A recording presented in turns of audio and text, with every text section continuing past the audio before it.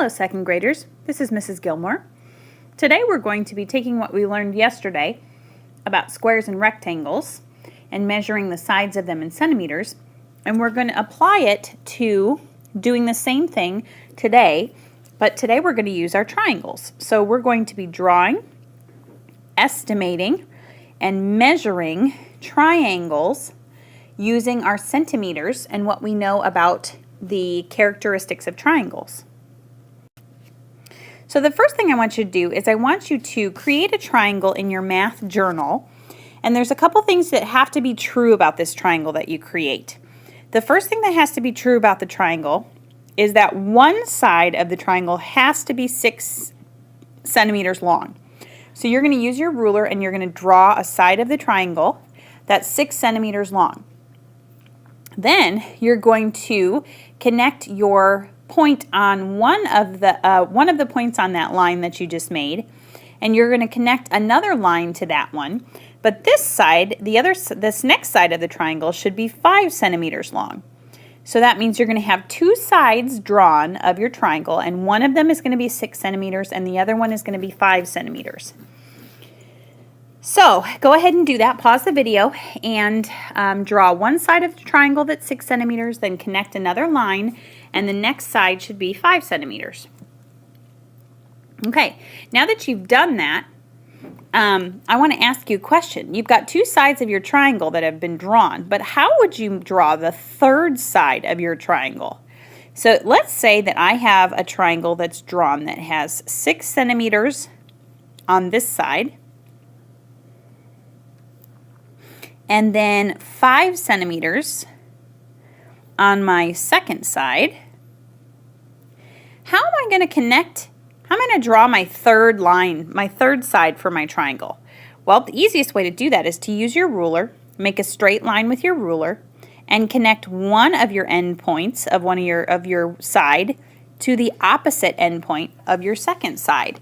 And there, you've drawn your third triangle. And then if you use your ruler, you can measure that line and see how long that third side is. Then take your triangle and compare it to someone else's, whether it's your partner or another classmate around the room. Compare your triangle to someone else's. So what is true about your triangles? What do you notice about them? Well, something that you may notice is that not everyone's triangle is the same. Though you may all have 6 centimeters length on one side and 5 centimeters length on another side, your triangles might look a little bit different. So what I want you to do is I want you to create a second triangle in your math journal. And this second triangle should still have a side that's 6 centimeters long and 5 centimeters long. But this time, we're going to try and make it look a little bit different. So we're going to create a triangle with the same lengths of sides on 2 sides, but the third side might look a little different. It might be shorter, it might be longer than the first triangle you made. So pause the video and make a second triangle now with the same 2 lengths of those sides that you know. Okay, so what you might have found is I'm going to create another triangle with 6 centimeters on one side and 5 centimeters on the other side. And then if I connect my 2 lines together at the end points, I'm going to notice that this triangle looks a little bit different than my first triangle. So what you need to understand is that triangle has the word try in it. And the meaning of try is actually 3. So it doesn't matter if you have what look like 2 different triangles. You can have the same lengths on 2 sides and they're both still a triangle. And try actually means 3, and we know angles means that a triangle has 3 angles. 1, 2, 3. 1, 2, 3. So all triangles have 3 angles. So notice that you can make 2 very different looking triangles with 2 of the same lengths. It's that third side that might look a little bit different. All right, in your math journal now, I'd like you to copy down this chart. And this chart shows all the different numbers of sides and angles that our shapes that we've learned so far have. And right now I want you to copy this down. So pause the video and copy the chart. And then we're going to add the sides and angles into our spaces here. Okay, so we know a triangle, we just said, has 3 sides. We also know that a triangle has 3 angles. Triangle, 3 angles. A quadrilateral has that quad word in it, beginning of the word, and quad means 4.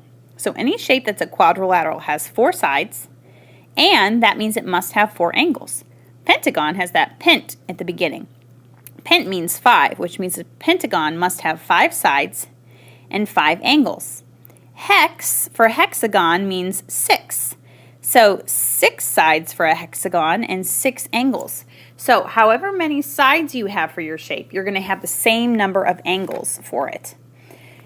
Take a look in your student activity book now. Okay, this is page 127 in your student activity book. The thing you're going to notice up here at the top for number 1 is you're doing something very much like you did for your rectangles and your squares. You have these little tick marks that are halfway between our lines, our different sides of our triangle. Those tick marks mean centimeters. So going from A to my first tick mark here on number 1, that's 1 centimeter. Then going from my tick mark to letter B is 2 centimeters. So I can say side AB is 2 centimeters long. Then I know that B to this first tick mark is 1 centimeter, and my tick mark to letter C is also 2. So I can say side BC is also 2 centimeters. Then for my last side, C to CA, there's 1 centimeter and 2 centimeters. So this triangle has 2 centimeters lengths on all sides.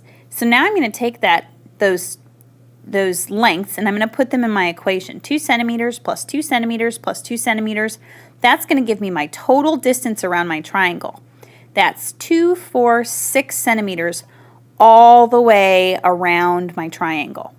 You're going to do the same thing for number 2, and you're going to write the lengths for each side. But this one doesn't have tick marks, so you're going to have to use your ruler to measure each side. Then you're going to add up all of the lengths of your sides to get the total distance around your triangle. Down here at the bottom, this is going to look like what you did yesterday. You're going to start by looking at triangle HIJ, and you're going to start by guessing or making an estimate of how long you think each side is going to be. So you might look back at the top of the page to get some ideas to see how long the side's going to be. So I'm going to say side HI is going to be a certain amount of length, IJ and JH. And here's your sides that are listed over here. So the first thing you're going to do is you're going to take a guess. Based on what I know about these sides, what length looks like it's close to what these sides are going to be? You're going to put those estimates here. Then you're going to actually measure each side and put your measurements here and see how close you were to your estimate. Then for B, we're going to add up the measurements that we found with our ruler, and then we're going to find a total distance around our triangle by adding them up. Then on page 128 in your SAB, you're going to be doing the same thing on this page that you did for the last question on the last page, but you're going to be estimating for number 4, number 5, and number 6, taking a guess of how long the sides are, then measuring with your ruler, then adding up your lengths of sides to find your total distance around your triangle. Then, when you're done with this page, make sure you come to Mrs. Gilmore to check your SAB pages before you go on to the extensions.